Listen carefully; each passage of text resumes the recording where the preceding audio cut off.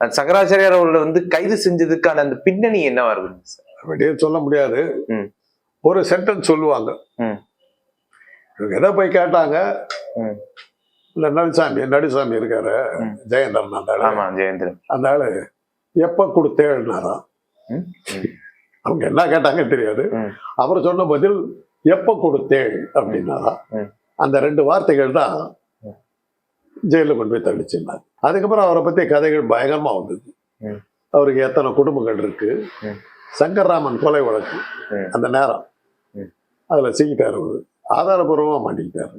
அவர் டெலிபோன்ல பேசுனது எல்லாமே கிடைச்சிருச்சு, ஒண்ணுமே பண்ண முடியல. அதுக்கப்புறம் பார்த்தாக்கா சாமியார் ட்ரெஸ் தான் காவி எல்லாம் போட்டிருந்தாரு ஒழிய ஏறத்தாழ ஒரு 6 குடும்பத்துக்கு மேல இருக்குது, ஒரு 11 பசங்களுக்கு மேல அவருக்கு இருக்குதுங்கிறதெல்லாம் வெளியில வந்தது. ஒரு வார பத்திரிக்கை அப்படியே போட்டுச்சு. பெரிய குடும்பமாவே இருக்கிறாங்களா? 6 குடும்பம் 6 பசங்களுக்கு மேல அவருடைய குழந்தைகள் எல்லாம் வளர்ந்தவனுக்கு எல்லாம் 30 வயசு 40 அந்த ரேஞ்சு.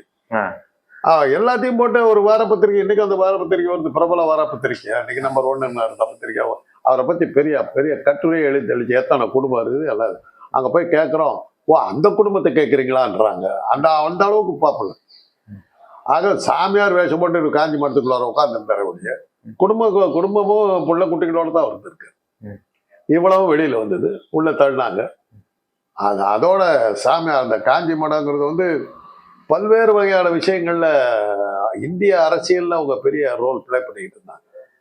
அதை யாரும் வெளியில இப்போ எல்லாம் நம்ம சொல்ல முடியாது. இன்னைக்கு அவங்க இது நடக்குது. அது பெரிய பெரிய இதெல்லாம் சட்டவிரோதமான நடவடிக்கைகள்லாம் நடந்துக்கிட்டு அது பூராத்துக்கும் வெடி வச்சு தகுத்தது அது.